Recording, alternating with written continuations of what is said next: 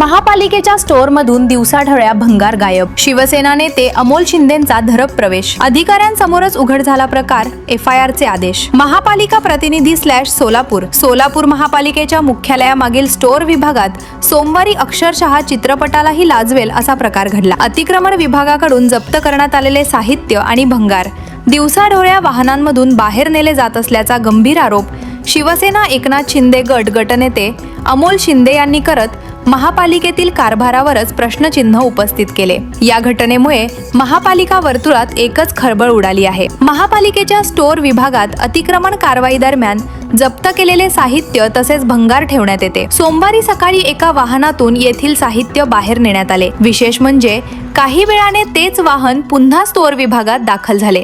यावेळी मोठ्या प्रमाणात साहित्य आणि भंगार वाहनात भरले जात असताना अमोल शिंदे अचानक घटनास्थळी पोहोचले आणि त्यांनी हा प्रकार वरिष्ठ अधिकाऱ्यांच्या निदर्शनास आणून दिला. घटनास्थळी अतिरिक्त आयुक्त संदीप कारंजे, नगर अभियंता सारिका अकुलवार, अविनाश वाघमारे, अतिक्रमण विभागाचे अधिकारी जगन्नाथ बनसोडे यांच्यासह पोलीसही दाखल झाले. अमोल शिंदे यांनी अधिकाऱ्यांसमोरच सवालांची सरबत्ती करत महापालिकेच्या मालमत्तेची अशी खुलेआम लूट सुरू आहे का असा संतप्त सवाल उपस्थित केला. यावेळी स्टोअर विभागातील CCTV फुटेज तातडीने तपासून संपूर्ण प्रकाराचा छडा लावावा अशी मागणी शिंदे यांनी लावून धरली.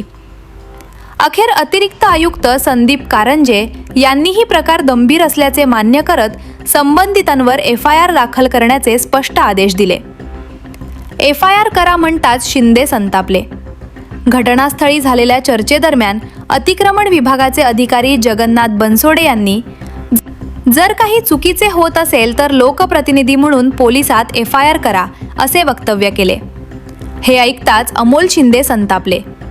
त्यांनी थेट अतिरिक्त आयुक्त कारंजे यांच्याकडे बोट दाखवत महापालिकेच्या स्टोअरमधून साहित्य बाहेर जात असताना अधिकारी जबाबदारी झटकत असतील तर नागरिकांनी कुणावर विश्वास ठेवायचा असा सवाल केला. यावर कारंजे यांनी देखील स्टोअर विभागातील कार्यपद्धती चुकीची असल्याचे मान्य करत संबंधित अधिकाऱ्यांविरोधात कारवाई आणि FIRचे आदेश दिले.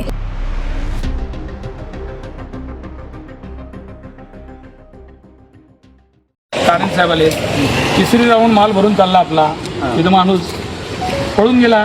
दोनदा तिथं पूर्ण भंगार नाही. या गोष्टी केलेत मागं जा. हे बघा, हा मटेरियल आता बाहेर पडत आहे. ही दुसरी राऊंड आहे.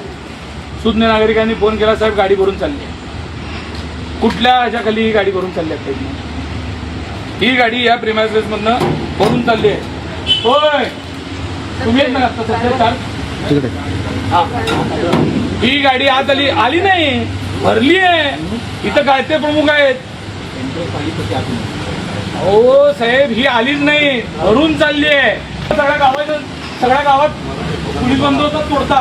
ही काय करायला लागला? हे नाही ही कोण आहे? ही करत नाही. मग तुम्ही ही काय करायला? ही कुणाचं माल आहे? हे माल कुणाचं तिथं सांगा. आपला त्याला दंडात्मक पावती पळून गेले माणूस. मॅडम बघितले तिथं. मॅडम माल दिला तुमचे माणसं पळून घेतलेले आता बघितले. तिथले कर्मचारी पळून जाताना बघितले. ऐका, तुम्ही स्पष्ट करून देऊ नका. आणि समक्ष होते.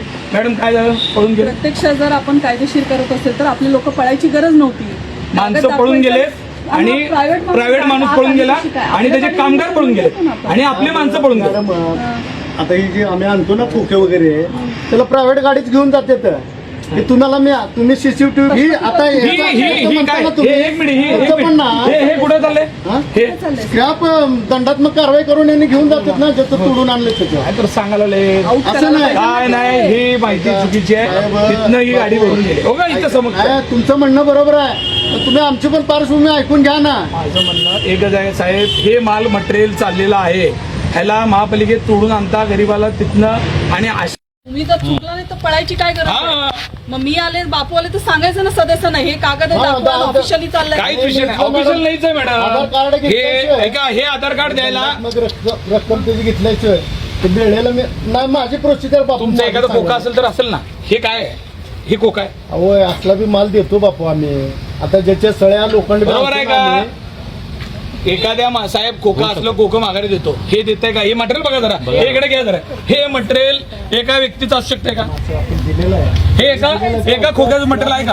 ही जाळी, हे लोखंडी गज, हे सगळे एकच आहे आणि असं विकू शकता साहेब?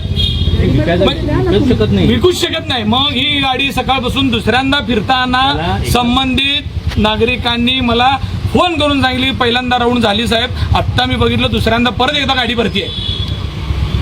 हा, मग येऊन विचारलंय ही गाडी कशाची भरली काय? अहो एकीकडे आपण रोज गरिबाचे तोडून आणतो, लोक रस्त्यावरचे रडा लागलेत, पण आपण म्हणतो चला शहर स्वच्छतेच्या नावाखाली मोहीम चालू आहे, चांगली गोष्ट आहे.